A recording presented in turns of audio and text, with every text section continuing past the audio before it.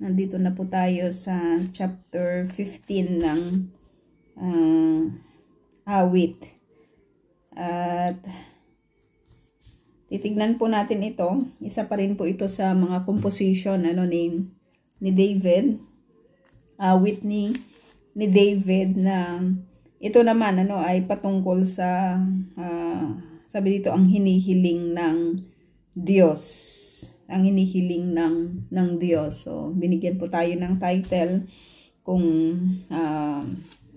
ano po itong mga nakapaloob po dito ng mga salita na kinatha po nitong si David. At siguro never na naisip ni David na sa mga isinulat po niya na ito ay talagang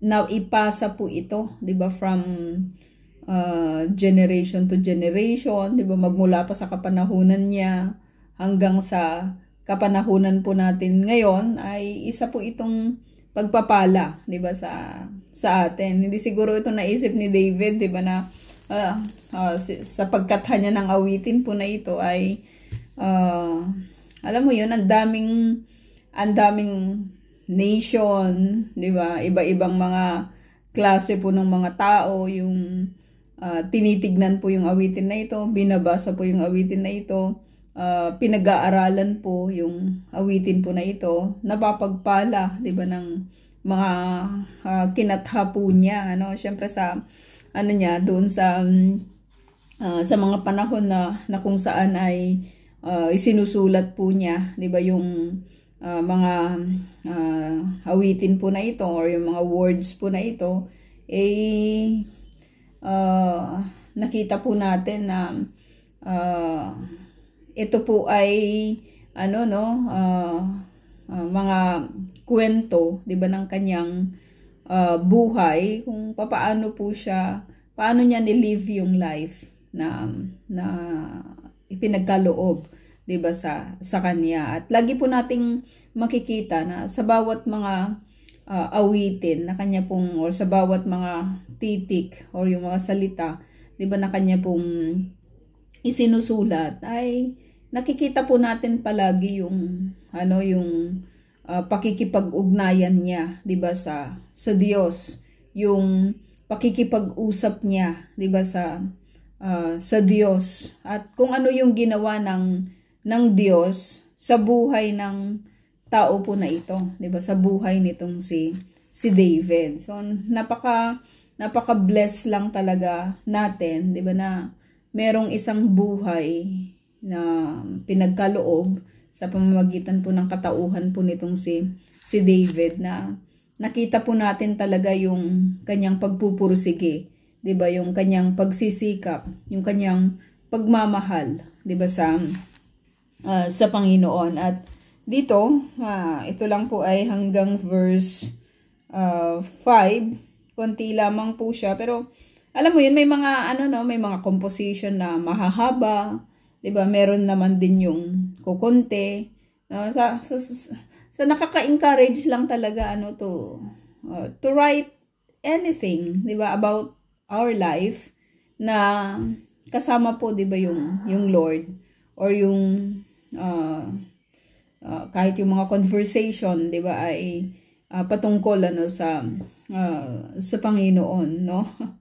Na mapapakinabangan ito, 'di ba, sa mga susunod, 'di ba, na mga generation, no? Yan po yung aking pinakamimithi din, 'di ba, na makapagsulat kahit yung kwento lang, 'di ba, ng buhay na ito. Kasi through our writings, yun na makikilala po tayo, 'di ba, makakapagbigay po tayo ng inspiration, yung ganon, ng encouragement, 'di ba, sa mga susunod na generation, no? At ito, yung sinasabi ko nga po kanina, na siguro hindi naisip ni David kung hanggang saan ang maaabot, 'di ba, ng mga kinatha po niya na ito. Pero tayo alam natin kung saan na ang naabot nito, ang dami ng ano no, ang dami ng tao yung talagang nakabasa, nagkandamatayan na yung karamihan, 'di ba? After our generation, marami pa, 'di ba, yung dun sa mga nagsisikap, 'di ba, na dun sa mga nais, 'di ba, na makapaglingkod sa Panginoon. Hindi po pwedeng hindi po nila ito, 'di ba, mabasa. Hindi po pwedeng hindi po nila ito mapag-aralan. So, grabe yung kayamanan na iniwan po nitong si David. Hindi lamang yung kwento ng buhay niya, 'di ba, kundi pati yung mga isinulat niya.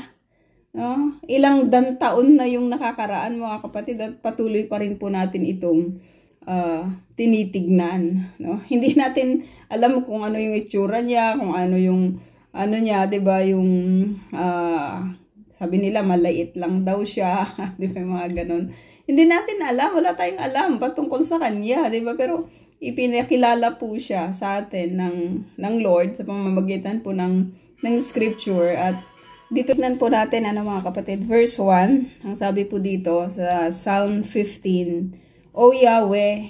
So alam natin kung saan, ano, sino po yung kausap niya, 'di ba? Alam natin kung saan ito direct, ipinagbigay alam po sa atin na ito po ay si Yahweh, 'di ba? Ang kausap po niya ay si Yahweh. Sabi niya, sino kayang makakapasok sa iyong templo?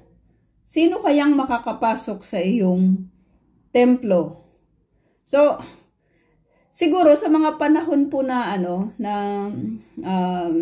isinusulat po ito, ay si David po ay nasa sitwasyon, 'di ba, na kung saan ay maaaring yung kwento ng 'di ba, yung sa tabernacle, may mga ganun na kwento, 'di ba, na na-encounter po natin, no, patungkol sa kanya, yung paglilipat po ng Ark of the Covenant, 'di ba, papunta doon sa temple, sa Jerusalem. Nakita po natin, 'di ba, na during the first attempt nagkaroon po ng problema, dahil isinakay po ito sa cart, tapos nagbuwis ng buhay ng isang buhay, dahil doon po sa pangyayari po na iyon. So alam po natin 'yon, na gusto ni David na ilipat yung Ark of the Covenant sa temple, sa Jerusalem. So plinano po niya yung paglilipat po nito, pero nakita natin na during the first attempt ay hindi po naging maganda, 'di ba, yung bunga, at doon sa pangalawa po nilang paglilipat po nito, nakita po natin nagkaroon po sila ng tagumpay, sapagkat talagang sinigurado nila na kung ano yung nais ni Yahweh na gamitin po nila sa paglilipat po nito, siya po nilang ginawa, so kung maililipat na po yung Ark of the Covenant, 'di ba, doon po sa temple, sino ngayon sino yung pwedeng makapasok doon? Kasi nga, 'di ba, nakita po natin na kahit yung paghawak lang ni sino ba yun, si Uzi, yung paghawak lang niya, 'di ba, namatay siya doon, 'di ba, sa tagpo po na iyon, hindi po kinalugdan ng Diyos, 'di ba? Ang purpose lang naman niya, 'di ba, ay i-balance sana para hindi matumba, 'di ba, yung kariton na pinagsakyan ng Ark of the Covenant. Kung nandun na siya sa temple, sino ngayon yung pwedeng pumasok sa temple? Kasi nandun na, alam natin, 'di ba, na yung kabanalan po ni Yahweh nandoon na, nandoon sa temple, nandun po yung ark, 'di ba, ng covenant. Sino yung po pwedeng pumasok? Lahat makasalanan, 'di ba? Sino yung po pwedeng makalapit doon? Sino yung, alam mo yan, sabi niya dito, may question siya, di ba? Sino kayang makakapasok sa yung templo, Lord? Kasi parang nakakatakot na pumasok kasi may inalaw lang si God eh. 'Di ba na po pwedeng makapasok sa kahit doon po sa Holy of Holies o kahit doon po sa loob ng ng tabernacle dati nung nandun po sila sa wilderness nandun po yung Ark of the Covenant. Isa lang po yung po pwedeng makapasok doon, 'di ba, yung high priest lamang po doon. Kung ipupunta na siya sa temple, sino yung pwedeng makapasok doon? So it's a very good question. Ano yung sinasabi po nitong si David? At hindi lang 'yon, may pangalawa pa siyang question. Sabi dito, sinong karapat dapat sumamba sa yung burol na sagrado? Sino, Lord? 'Di ba? Napakagandang katanungan po 'yon.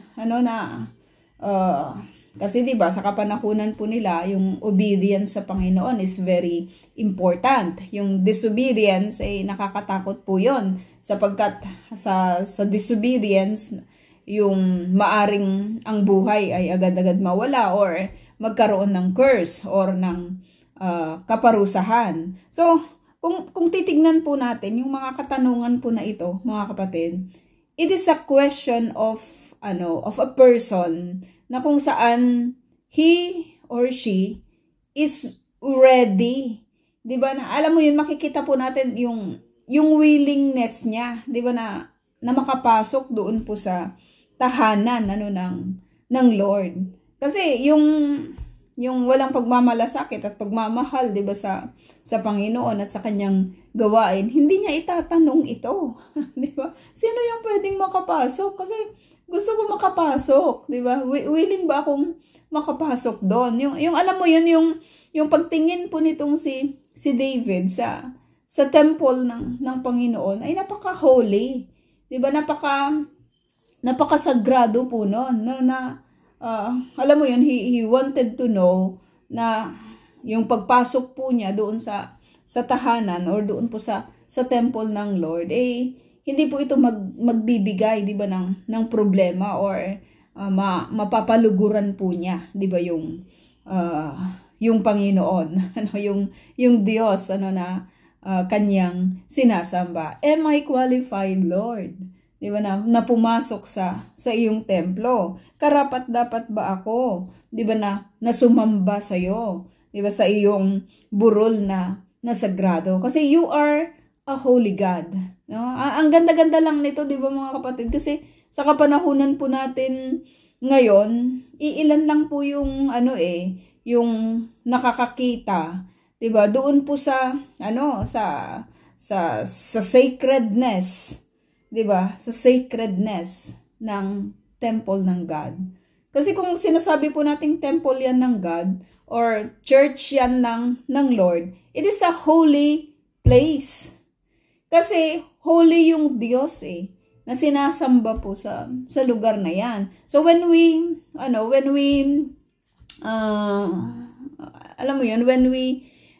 enter into that holy place, anong gagawin natin? 'Di ba? Paano tayo? Sino kaya makakapasok, sabi niya? Kung tinatanong niya ito, 'di ba? Anong gagawin ko? 'Di ba, doon sa loob ng temple ng God?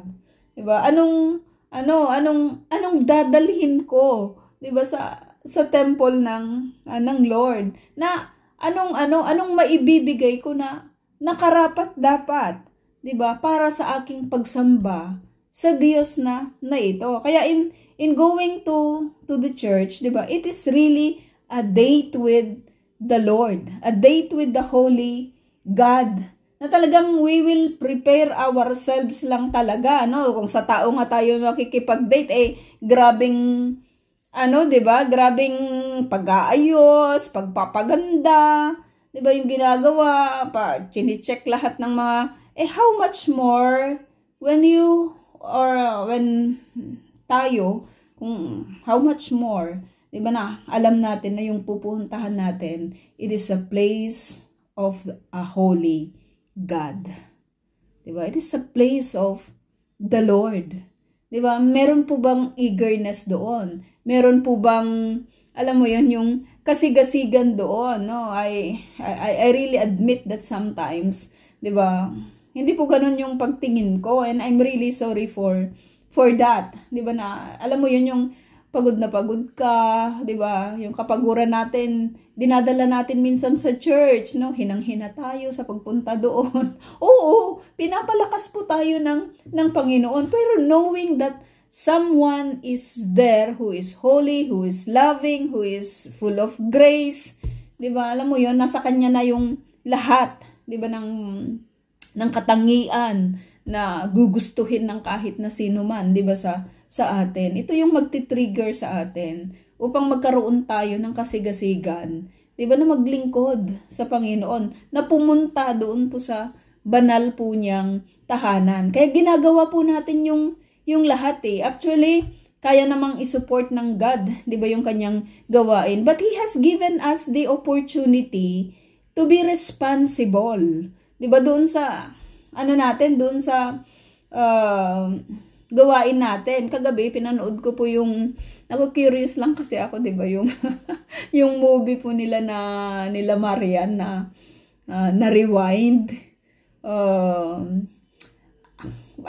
It is a typical Filipino thinking, 'di ba, yung paggawa po ng movie po na 'yon. Pero there is totoo 'yon, yung sinasabi nila, may impact yung message. Kasi walang rewind yung buhay, 'di ba? Wala na siyang rewind. Kaya makikita lang po talaga natin how we live this life, kung ano talaga yung mahalaga. Kasi sooner or later, wala naman talaga tayong magagawa eh, 'di ba? Kung kamatayan na po yung dumating, lahat iiwan po natin sa gusto natin. We will soon meet this God, 'di ba, na magbibigay tayo ng account sa kanya. So how do we love yung temple? Kasi when we speak of the temple, we're speaking about God and His ministry. Paano po tayo naglilingkod? Dinaayos po ba natin yung ministry po natin? Ano yung preparation na ginagawa po natin? And I am pretty sure, 'di ba, na lahat po tayo guilty, 'di ba, sa hindi pagganap ng atin pong mga tungkulin. Marami tayong mga ganap-ganap sa buhay eh. Pero pagdating sa sa paglilingkod po sa Panginoon, sino yung katulad po nitong si David sa atin?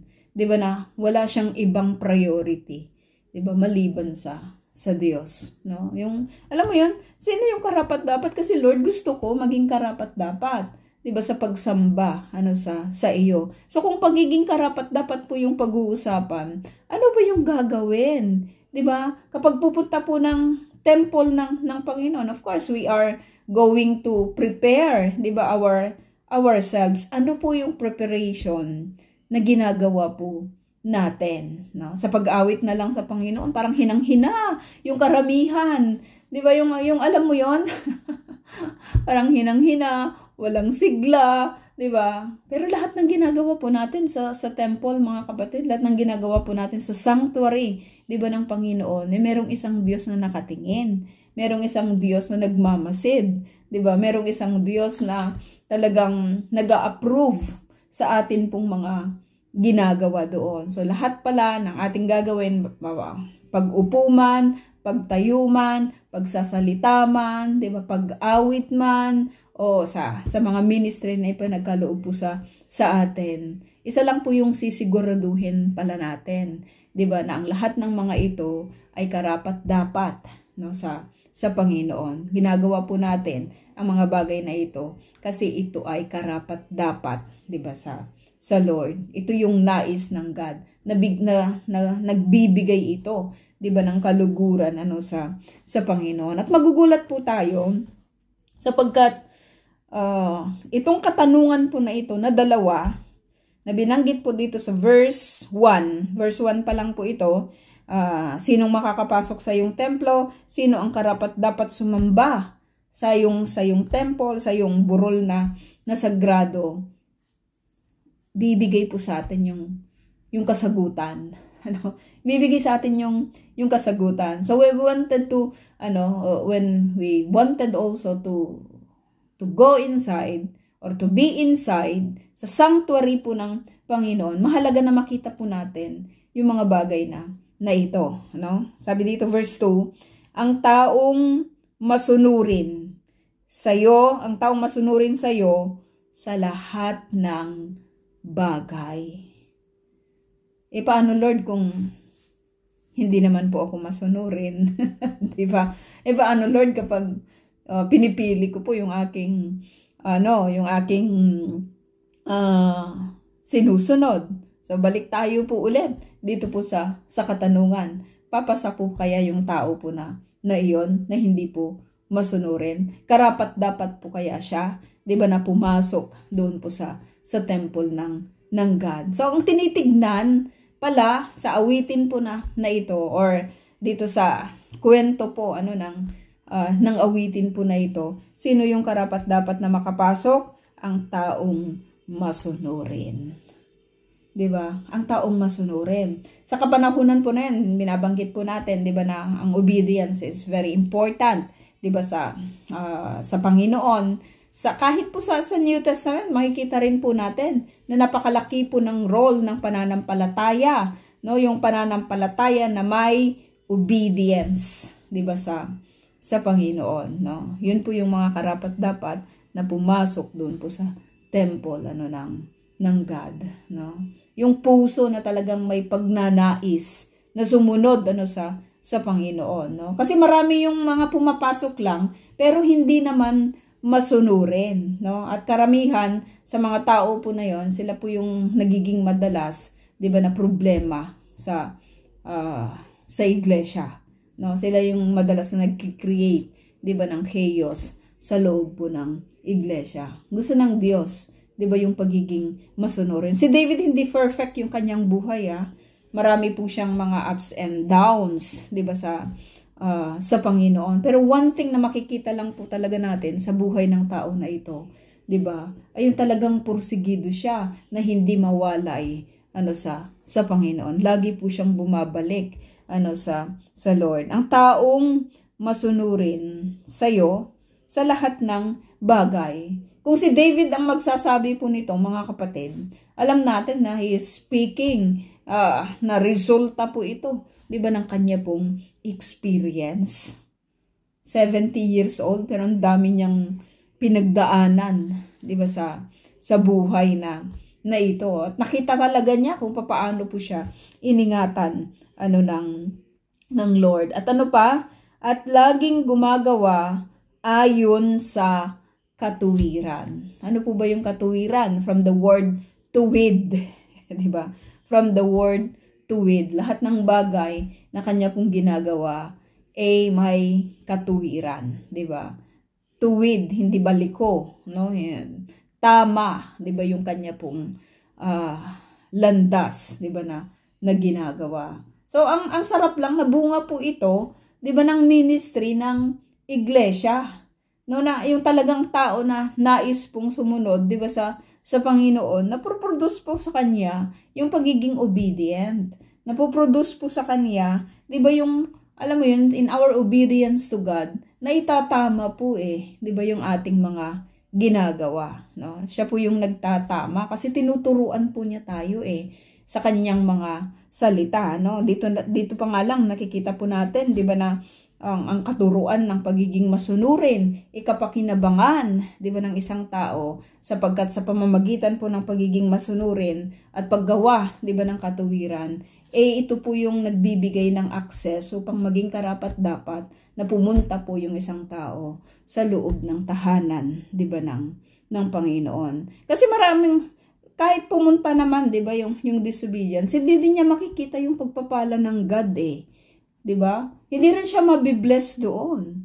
Mabuboring lang siya, 'di ba? Papansinin lang niya yung lahat ng mga pagkukulang, 'di ba? Maghahanap siya ng nega, 'di ba? Yung mga negativity. Pero yung tao na may yung may pagka masunurin, 'di ba, sa Panginoon, ang focus po niya, 'di ba, ay kung papaano po siya magiging karapat-dapat, 'di ba, sa Panginoon, sa loob, 'di ba, ng tahanan ng God, no? Sa loob ng iglesia, 'di ba, ng Panginoon. So, ang tinasabi po dito, papaano ka makakapagbigay, 'di ba, makakapagbigay ng kasiyahan, 'di ba, sa Panginoon. Kasi yung iba, ang tingin sa iglesia, makakakuha sila doon ng kasiyahan, 'di ba? Kaya sa mga invitation minsan, punta ka doon, masaya doon sa amin.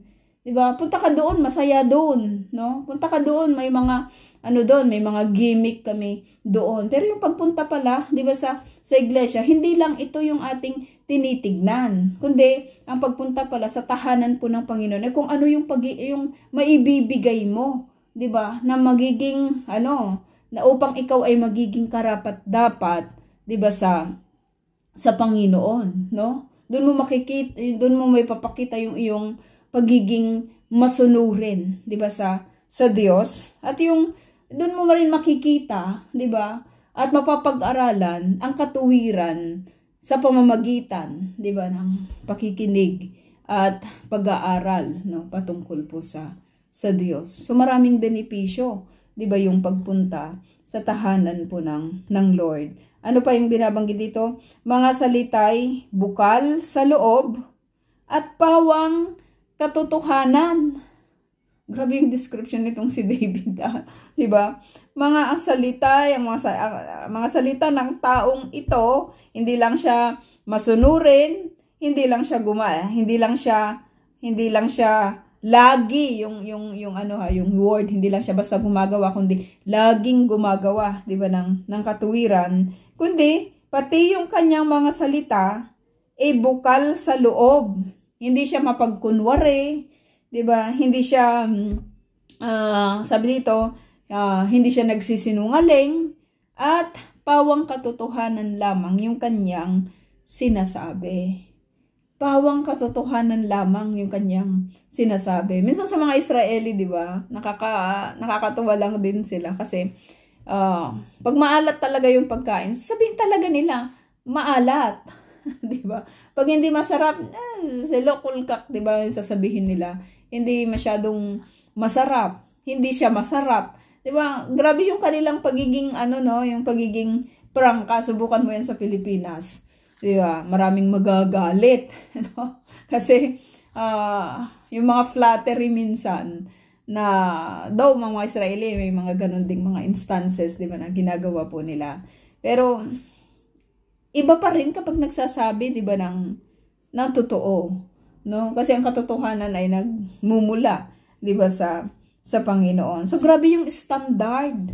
Grabe yung standard, mga kapatid. Ilan lang yung 'di ba? Ilan lang yung nakakakita po nito, kasi ang tingin ng iba pagdating sa church, ano yung sinasabi nila? Hospital ng mga may sakit. Grabe naman. Ang baba naman ng description, 'di ba? Dito sa sinulat ni David sa atin, grabe yung description sa tahanan ng Panginoon. Grabe yung description sa templo ng Diyos. Grabe yung description sa sanctuary, 'di ba, ng Panginoon, no? Parang hindi ko lang po alam, pero yung yung tabernacle ba dati sa desierto, ay binabanggit po ba yun na pwede po ba natin siyang i-characterize as a hospital of the sinners? 'Di ba? Hindi naman. Pagdating sa temple, 'di ba, ng Panginoon, hindi rin ganoon yung description, 'di ba? Hindi rin ganoon. Pagdating sa church, may mga nagsasabi ganoon. Bakit? Bumaba yung yung quality ng iglesia. Naging hospital na. 'Di ba? Sa hospital, hindi mo pwedeng sabihin yun hospital, kasi sa hospital, mga kapatid, hindi naman lahat ng lumalabas doon buhay. 'Di ba?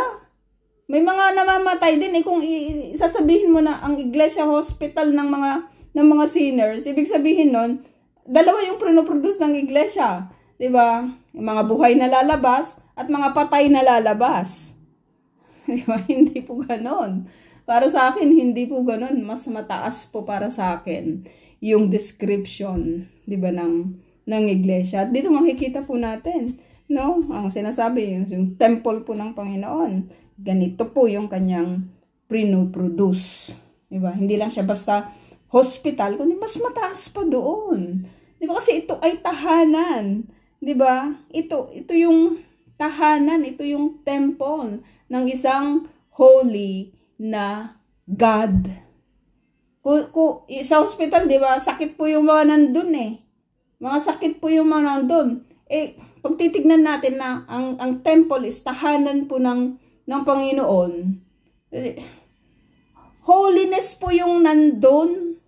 'Di ba? It is a privilege to be given the chance na makapasok po sa tahanan po ng Panginoon. So kapag binibigyan po tayo ng opportunity, 'di ba, to be inside, 'di ba, sa the sanctuary of the Lord, it is really a privilege.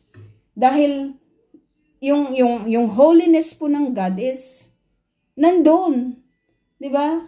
Yung kadakilaan ng Panginoon nandoon. So it is really a privilege. Kaya pag nakapasok po tayo, gawin po natin yung lahat ng opportunities. 'Di ba? Gawin po natin yung the best na pwede po nating ipagkaloob, 'di ba, sa Panginoon. Hindi nga aantukin tayo, 'di ba? Hindi yung hinang-hina po tayo, 'di ba, yung mga ganon. It is a privilege, mga kapatid. Kasi ang description dito, no, kung titignan po natin, sino yung pwedeng makapasok? Mga ito, yung categories niya. So kapag tayo po ay nakapasok doon, it is really a privilege. Salamat sa grasya ng Panginoon. Kasi dahil lamang doon po sa kanyang grasya, pwede po tayong makapasok. Pwede po tayong maka-worship. 'Di ba? Pwede po tayong makasamba. Pwede po natin siyang awitan. Pwede natin siyang tugtugan. Pwede tayong makinig. It is really a privilege to be inside, 'di ba, the sanctuary o sa loob ng iglesia, 'di ba, ng Panginoon, no? Sa iglesia nga, 'di ba? Tinatanggal natin lahat ng mga hindi dapat. Mga ipis, 'di ba, na namamatay. Tinatanggal po natin 'yon, 'di ba?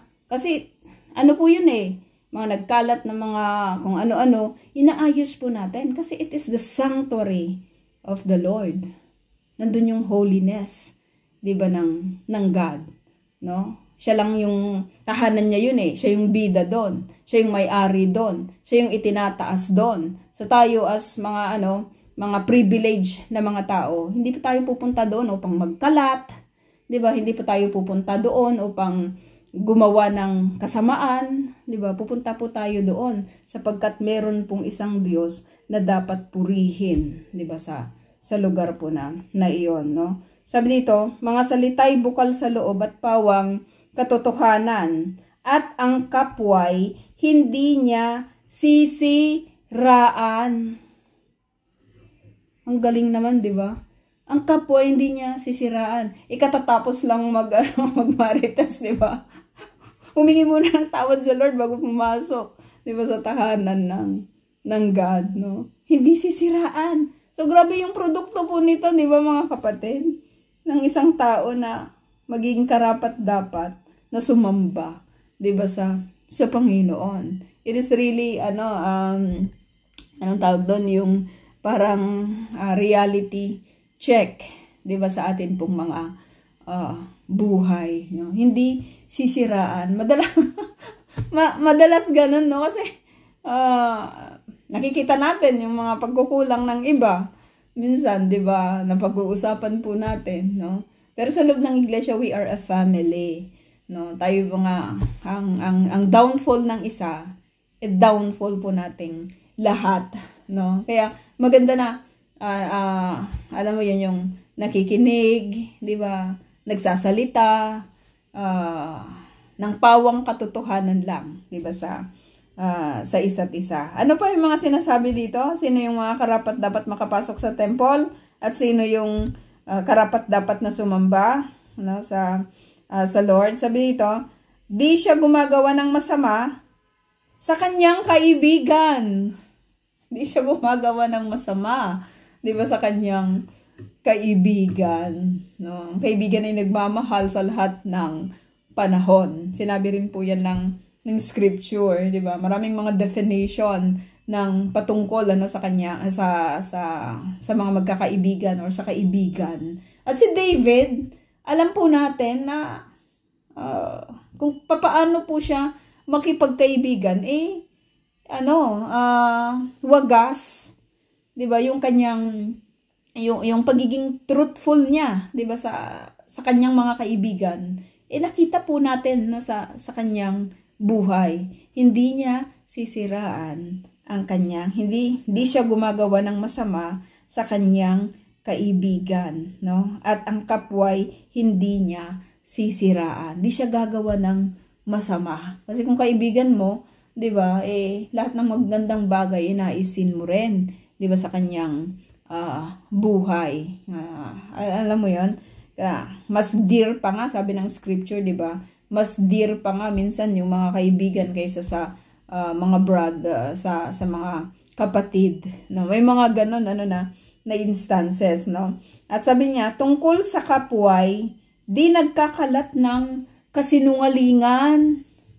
Di nagkakalat ng kasinungalingan. Kung hindi siya pwedeng magkalat ng kasinungalingan, ano yung pwede niyang ikalat? Katotohanan. Di ba? Di siya nagkakalat ng kasinungalingan. So, grabe yung mga requirements na sinasabi po sa atin ngayon, ng chapter 15, ng awit. Ano pa? Ano pa yung mga sinasabi po dito, no? So, matitindi po yung mga ito. Bago pala tayo pumasok sa temple ng Panginoon, dapat meron tayong reality check, no? At ito po yan sa chapter 15. Lord, pwede nating sabihin, Lord, hindi po ako nagsabi ng katotohanan sa employer ko. Di ba, patawarin po ninyo ako. Di ba? Yung kapwa ko kanina, siniraan ko. Di ba? Mga ganun ba? O kaya alam mo yan, yung kaibigan ko, nainis lang talaga ako doon. Kasi ganito, ganyan. Kaya, sinabi ko yun sa iba. Di ba? Yung kanyang ginawa. At hindi yun magiging good image, kundi kasiraan. Di ba? Maaring may mga ganon, na instances, sa buhay po natin. At maaring, sabi dito, tungkol sa kapway, di nagkakalat ng kasinungalingan. Dapat, pag magsasabi ka pala, bago mo pala ibuka ang bibig mo, dapat siguraduhin mong tama yon, di ba? May katotohanan yung iyong sinasabi. At hindi lang basta-basta naniniwala sa sabi-sabi. Di ba? Kasi maraming sabi-sabi, minsan, hindi nadadagdagan o kaya nababawasan, no? At ang resulta po nito ay hindi katotohanan. So bago pala alam mo 'yun, sinasabi din ng scripture, 'di ba, sa atin na anong tawag doon, yung i-watch natin, 'di ba, yung ating mga salita or yung ating mga bibig bago pala bumuka ang bibig po na ito. Kasi napakatalim po ng dila, 'di ba? Sinabi din po 'yan ng scripture sa atin. Dapat siguraduhin po natin na yung mga sasabihin o wiwikain ng bibig po na ito ay pawang katotohanan, no? At hindi po ito kasinungalingan. Ano pa yung sinasabi niya? Grabe, no? Konting-konti lang po itong chapter 15, pero punong-puno po ito, 'di ba, ng pagtutuwid, no? At pagtuturo, sa bawat isa po sa atin. Verse 4, sabi niya, ang itinakwil ng Diyos ay di niya pinapakisamahan. Sino po ba yung mga itinatakwil ng God? Diba? Yung mga taong disobedient. Yung mga taong ayaw sumamba, diba, sa Diyos. Yung mga taong hindi nagpapahalaga. Yung mga taong nagpapahalaga sa kasamaan. Nagpapahalaga sa kasinungalingan, diba? Nagpapahalaga doon sa mga nakakasirang mga bagay alam po natin yan na hindi po nalulugod, 'di ba, yung God doon. Sinasabi niya na kung nais ng isang tao na makapasok sa temple ng God or nais niyang maging karapat dapat na sumamba, dapat hindi siya nakikisama, 'di ba? Doon po sa mga tao na hindi po nagpapahalaga sa Diyos. No, hindi sabi dito yung mga itinakwil ng Diyos ay di niya pinapakisamaan. Nagsi-share ako sa kanila. 'Di ba? Mga ganon na sinasabi. Pero wala pa ako kasing nakita na nagtagumpay, 'di ba, sa kanyang pakikisama sa mga unbelievers. Na alam mo 'yon. Pwede 'yon kapag ikaw po yung nagdo-dominate. Ikaw yung talagang nandun ka para magsalita. Nandun ka para mag-share, 'di ba, sa salita po ng Panginoon. Pero kung ikaw yung audience ng mga unbelievers, wala pa po akong nakitang nagtagumpay sa ganung pong klase ng approach, no? At sabi dito, mga may takot kay Yahweh, kanyang pinaparangalan. Mga may takot kay Yahweh, kanyang pinaparangalan. Madalas hindi po kasi napaparangalan yung mga naglilingkod, 'di ba, sa Panginoon, no? Madalas hindi sila nakikita. Hindi sila na-appreciate. Sino yung madalas na tinitingala sa mundo po na ito? Yung mga taong hindi naglilingkod, 'di ba, sa Panginoon. Grabe yung pagbibigay ng respeto, 'di ba? Lalo na sa mga politicians, lalo na sa mga dignitaries. Kung ano yung sabihin nila, ginagawa ng lahat, kahit mga Kristiyano, 'di ba? Pero ilan lang pag sinabi mong pinaparangalan, 'di ba, yung mga matakot po kay Yahweh. Ibig sabihin po nito, 'di ba mga kapatid, ay pagsuporta, 'di ba, sa kanila. Pag-support doon po sa kanilang ginagawa, no? Pag sinabing may gawain po tayo, 'di ba, sa ganon, no? Pinaparangalan kung ano po yung mga ginagawa, 'di ba, ng mga lingkod po or yung mga may takot po kay Yahweh. At kilala naman po, 'di ba, yung mga tao po na ito na naglilingkod or yung mga sinasabing may takot, 'di ba, kay Yahweh. Importante po yung yung sinabing may takot. Kasi marami po yung mga naglilingkod kahit sa pangalan po ni Yahweh, wala po silang takot sa Diyos. 'Di ba? Wala silang takot na gumawa, 'di ba, ng masama. Importante po yung takot na nakapaloob po dito, yung mga may takot kay Yahweh. At makikilala po natin sila kasi nakikita po natin yung pattern ng kanila pong buhay sa pamamagitan, 'di ba, ng mga salita na nakapaloob po dito sa banal na kasulatan. Sila po ba ay sumusunod? Sila po ba ay nag-aaral? Sila po ba ay ito yung magre-reflect, ito yung parang mirror, 'di ba, ng buhay ng isang tao upang makita kung itong tao po na ito ay may takot, 'di ba, sa Panginoon, o may takot kay Yahweh. Paano yung sinasabing naglilingkod pero hindi naman nakikita yung buhay sa pamamagitan ng salita, 'di ba, ng Panginoon. Wala pong takot 'yon, 'di ba, sa Lord. Ang sinasabi po dito, yung mga may takot kay Yahweh ay kanyang pinaparangalan.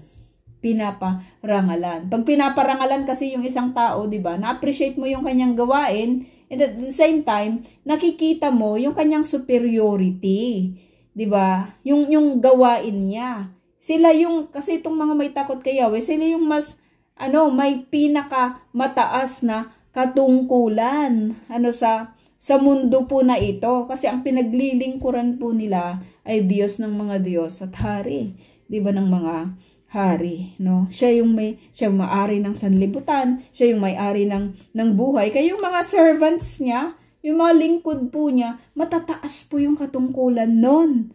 'Di ba? Hindi lamang po dito sa mundo, kundi sa Panginoon, Sa Panginoon po kasi sila naglilingkod, and by their ranks, sila po yung number 1, 'di ba, sa Panginoon. So it is a blessing to be a worker ng Diyos po na ito, no? Sa pangakong binitawan, sabi niya, siya'y laging tapat.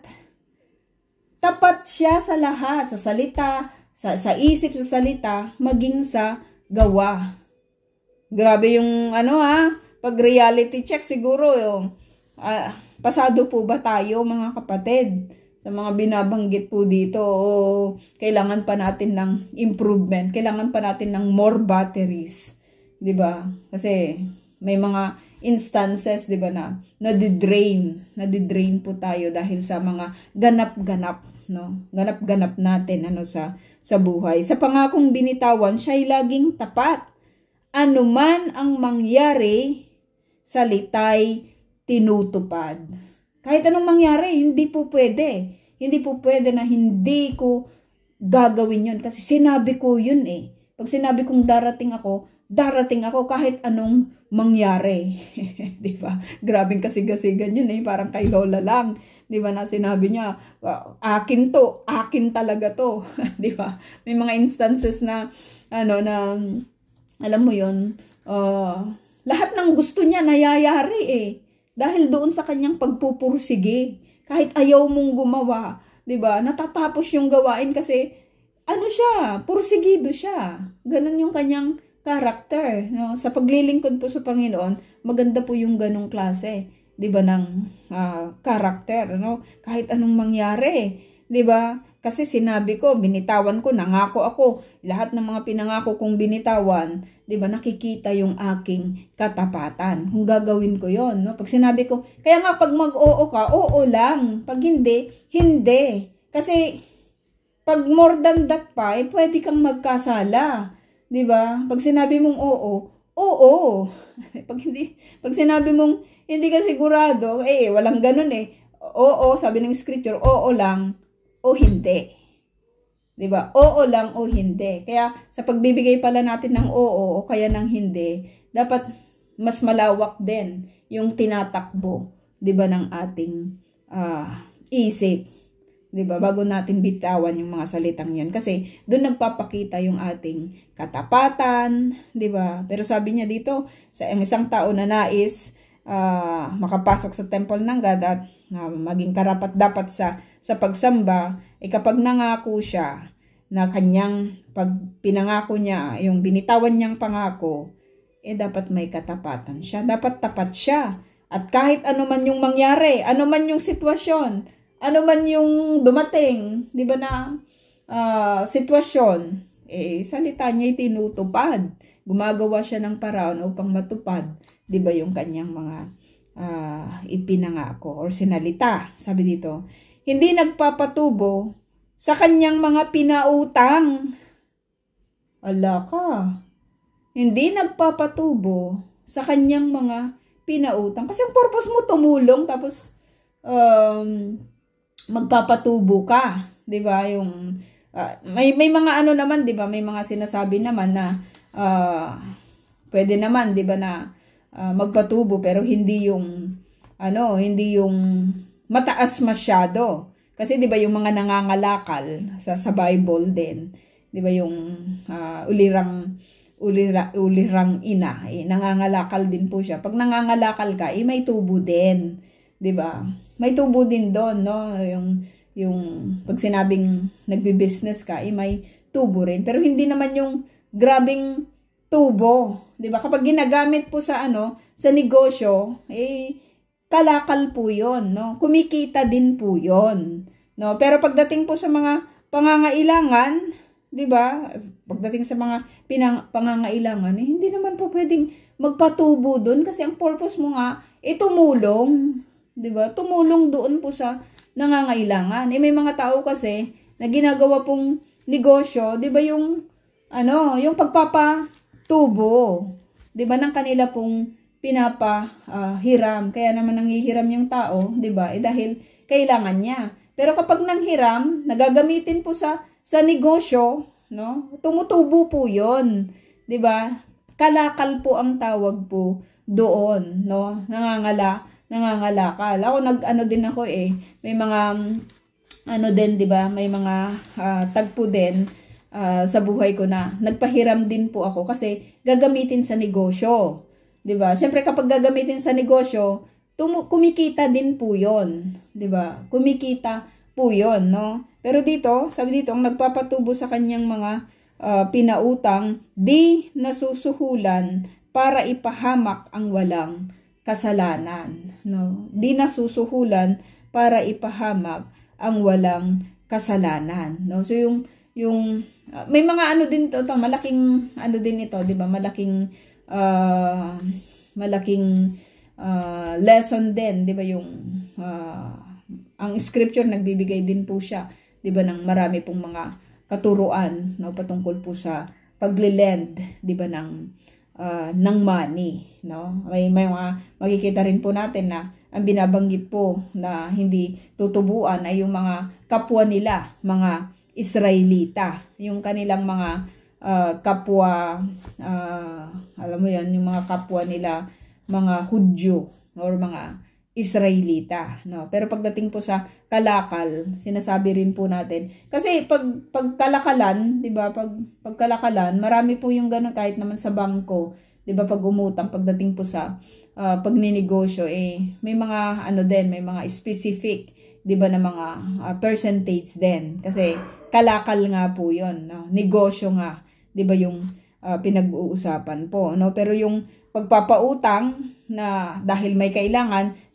pinag-aralan natin 'yan, 'di ba, sa mga previous na mga lessons po natin, hindi po dapat maging burden ito ng tao, 'di ba? Sapagkat hikaus na nga siya, kaya siya nang hiram dahil kailangan po niya, 'di ba, sa buhay po niya.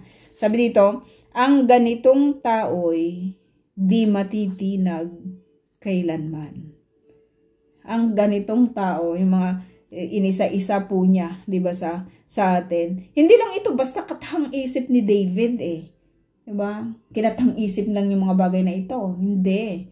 Nakita niya ito as a king, 'di ba? Marami po siyang mga experiences pagdating po sa mga tao at sa mga naglilingkod, 'di ba, sa Panginoon. And even himself alone, maganda po itong testimony, 'di ba, na makita po natin, kasi yung buhay po niya kahit maiksi fulfilled naman, 'di ba? Nagawa niya naman yung mga dapat po niyang gawin, as according doon po sa kanyang pagkatawag sa paglilingkod sa Panginoon. So yun po mga kapatid yung ating lesson, Erev Tov po.